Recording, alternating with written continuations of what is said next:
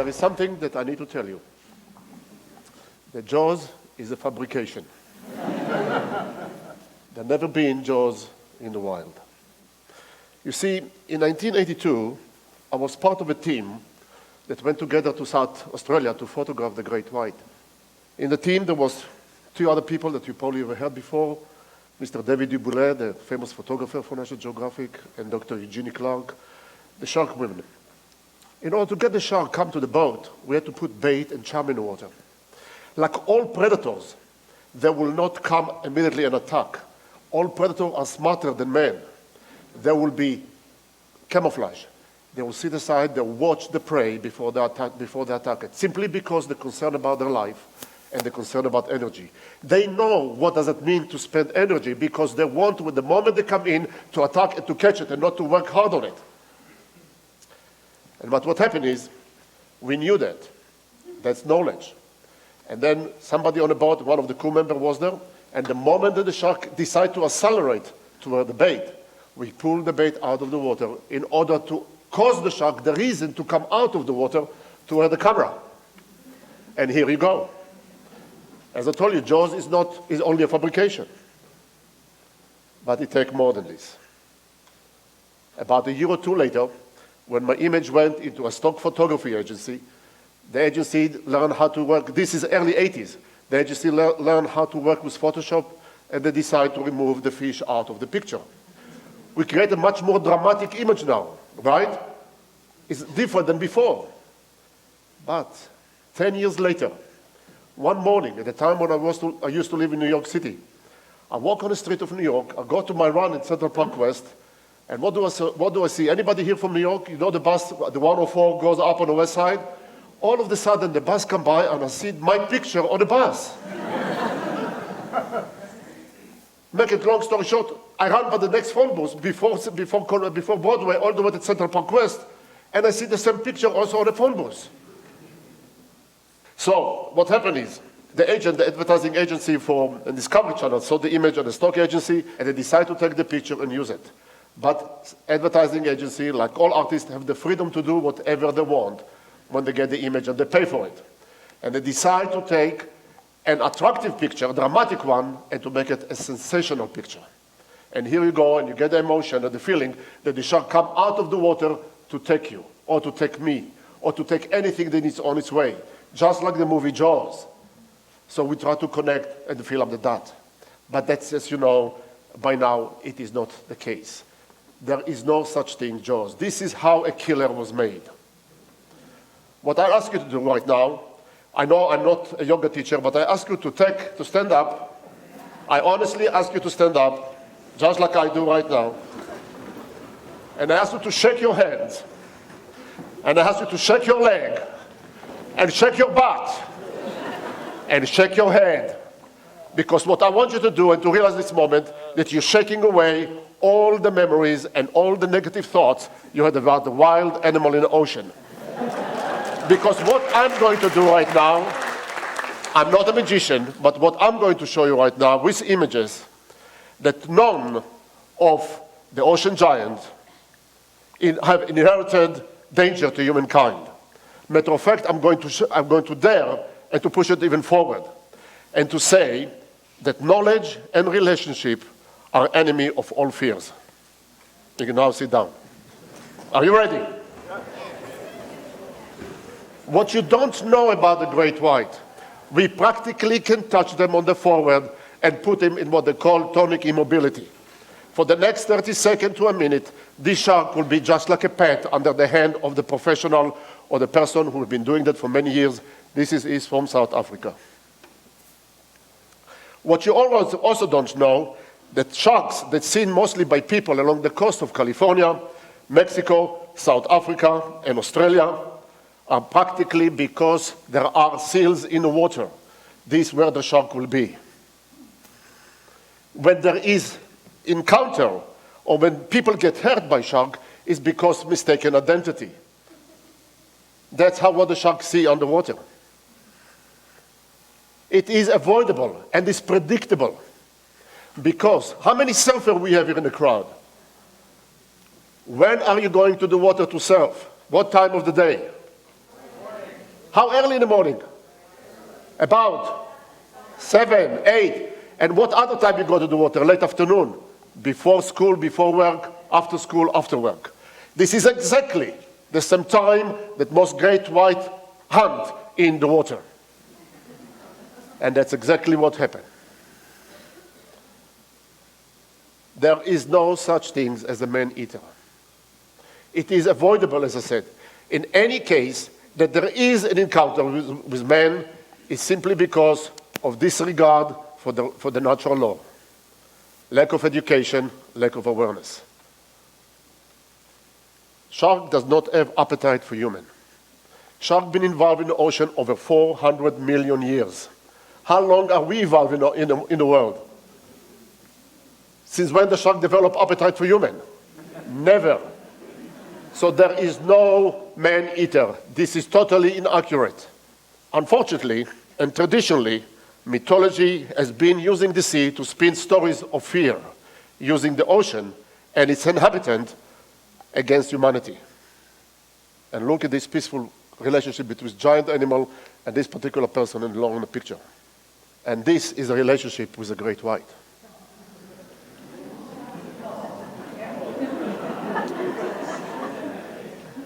There are other animals that we are actually connect with them in a very negative way. And how do you call it? What's the name of this animal? What? There is no such thing. There is an orca, yes. Is a toothed dolphin, yes. But it is not a killer whale. Anybody knows where the name killer whale come from? No free will. It came before 15th, 16th century when the Spaniards sailed from Central America back to Europe, when they crossed the Atlantic. What they describe, actually, the behavior of this animal. They describe it in Spanish. They said, how many people speak Spanish here? I hope few of them, right? Assassin ballena. And the name got stuck. Since the 15th and 16th century, we call it a killer whale, and there is no such things. We know there are at least 3 different kinds of orca in the wild. Actually, there are 5. 2 of them are in Antarctica and not yet classified by the science, but 3 clearly. Most of them feed on fish. 1 of them can feed also on other whales and other animals. Matter of fact, they feed also on sharks. And there was an incident about 5 or 6 years ago off the coast of Farallon Island that have been documented. So there is no such things. But what is more amazing, as I said before, this is a toothed dolphin, that there are mammals just like us. The way in which how they feed on the fish.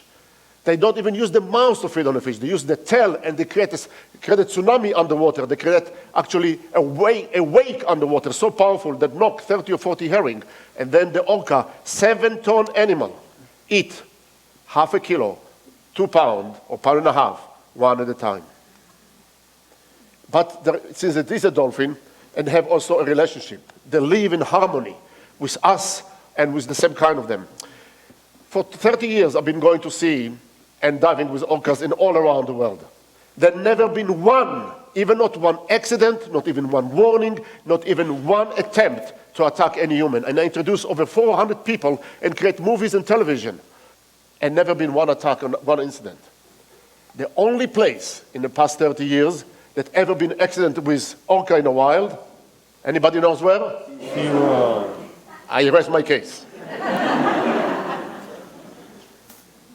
As I mentioned, there is a relationship. Family of orcas or dolphin live forever. The male also stays with the pod. When they go to mate, they go to other pod. But they live together. Amazing. But even furthermore, something much more interesting that was just by coincidence we stepped over. It was during the shoot for National Geographic special on Explorer on the television, and here we jumped to the water, and all of a sudden I see this orca passing by with something in her mouth. I did not know what is it, and the first time I took the picture. Only when I got back to the water, I realized what we have seen, it is one of the most rare and unique and tender moments in the wild. An orca carrying her dead calf in her mouth. Searching more, and during the time of the shoot, we seen the same female carry the same calf again and again. Eventually, we learn from other researchers that identified this particular female that she is a young female. This was her firstborn, and therefore, she will carry it for a week out of grief before she let go. Mature mother, by experience we learn later, that will carry her dead calf for one day and let go. Unfortunately, orcas suffering 30 to 40% mortality in the wild because of the poisoning of the sea. But the relationship and the quality of the relationship those animals have among themselves toward human is something that we not push through the media. We don't push through the television or through any other elements. This is the opportunity. Thank you, Don, or Ted. Because in addition to the animal, this giant, this amazing beauty of Mother Nature. And this is in the fjord of Norway, when the sun was setting, the moon was rising. One of those few days, as the young man that was here before said that he does not want to watch Facebook, he better play with his machinery, right? Or design things, or invent things. Something here. I don't like the Facebook. I have somebody does it for me, but I have. I'm sorry I spilled the bean, but being in nature, that's what you get. This very rare moment when the sun's still on the horizon setting, the moon just rising, both of them looking at each other, the light reflection on the moon into the water, and this elegant movement of a pod of orcas in the front of the camera. Anybody knows what is in the picture? The largest animal ever live on the planet, the blue whale. It can reach to a size of over 100 feet in length. If you take the boat in the picture, she's about 35 feet long. And that you see the size of the animal. It's not just it reached to a size of 100 feet long. It weighs between 120 to 180 tons, animal. The size of its heart is the size of a Volkswagen Beetle. And the largest animal on the planet is not a carnivorous. Eat only plankton. You see, guys, when the first astronaut returned to Earth, everybody wanted to know what does that mean to be on the moon. But for those astronauts, it was not anymore what they've been on the moon. There was something else that had been attracted to them. When they look back at Earth, they fall in love. Earth was not anymore an abstract subject for them. It was something real and alive that they could behold in their mind and heart.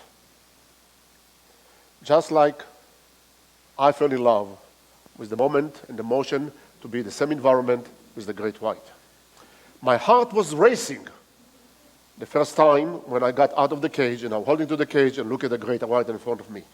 All the memory that I asked you to shake before, nobody asked me to do that. So I did not know what to do. I wanted to be there. I've been diving and taking pictures.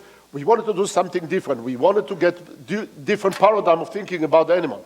But my heart was racing. I could feel it.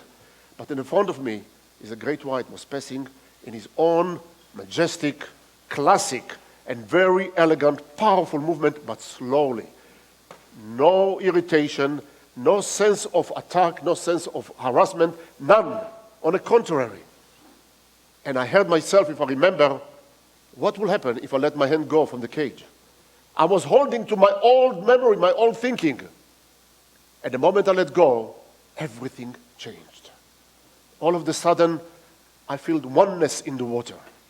Together with the energy of this shark, together with the energy of the water. The water just carried me over. And the energy of the shark was just moving along with me as I was standing in front of it. And that's the face it gave me. And a chance to take its picture. What do you do when you fall in love? You don't demonize the subject. You don't turn your back on it. Matter of fact, you lift it up. You embrace it. And you look at its value and you appreciate what you have alongside with you.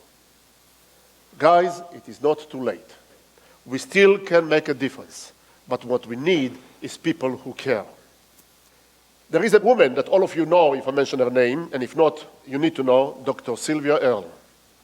An amazing woman in her mid-70s and still dynamic and running around the world giving lecture about how to protect the ocean. She was last year also in TED. And Eugenie talked on the concept of the next 10 years will be the most important and the most decisively for the next thousands of years. what we're going to do about our oceans. This was last year, so we have 9 years left in order for us to continue to make a difference. I encourage you today, either by joining other groups protecting the ocean, or either do your own studies, or either look at what you eat as far as seafood, and any effort that you make, talking to restaurants around you that's still serving shark fin soup, and so on and so forth. There is enough effort that we can make, either with our pocket, either with our education, and either with our time, that we can make the change. And we have to make it quite quick. I will tell you a small story to show you a sign of hope. In 1982, United States declared or set the marine mammal law. The marine mammal law says that no whale hunting allowed anymore along the coast of the United States, the east coast or the west coast, 200 miles, which is our international water.